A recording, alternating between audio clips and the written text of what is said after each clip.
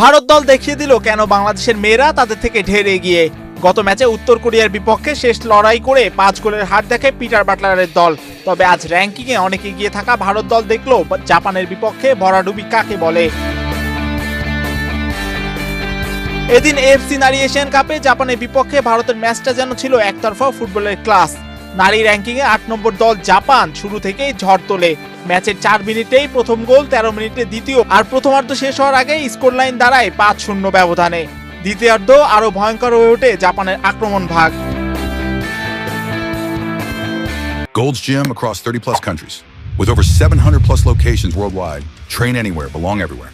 ম্যাচের 54 মিনিটের মধ্যেই ভারতের জালে বল জড়ায় 8 বার। শেষ পর্যন্ত হিনাতা মিয়াজাকাও ও রিকো ইউকির হ্যাট্রিকে ভারতকে 11-0 গোলে লজ্জাজনক হার উপহার দেয় জাপান। এদিকে সবচেয়ে অবাক করা বিষয়টা হলো প্রস্তুতি। ভারতীয় ফুটবল ফেডারেশন তাদের মেয়েদের তুরস্কে রেখে ট্রেনিং করিয়েছে, শক্তিশালী ক্লাব দলের বিপক্ষে ম্যাচ খেলিয়েছে।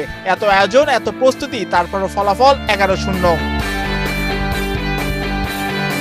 অন্যদিকে বাংলাদেশের মেয়েদের গল্পটা একেবারেই আলাদা। বড় বড় পরিকল্পনার কথা শোনা গেলেও বাস্তবে মেয়েদের জন্য খুব বেশি কিছু করতে পারেনি বাংলাদেশ ফুটবল ফেডারেশন। গুলিস্তানের ক্যাম্প থেকে সীমিত সুযোগ সুবিধা নিয়ে উড়ে যেতে হয়েছে অস্ট্রেলিয়ায়। তবুও এই মেয়েরাই চীনের বিপক্ষে লড়েছে প্রায় সমানে সমান।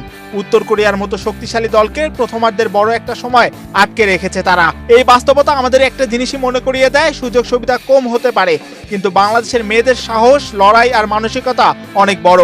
তাই প্রশ্নটা ঋতুপর্ণা, মিলি, মনিকারাই হয়তো করতে পারে। এই মেয়েদের নিয়ে গর্বিত না হয়ে কি সত্যি কোনো উপায় আছে বাংলাদেশের?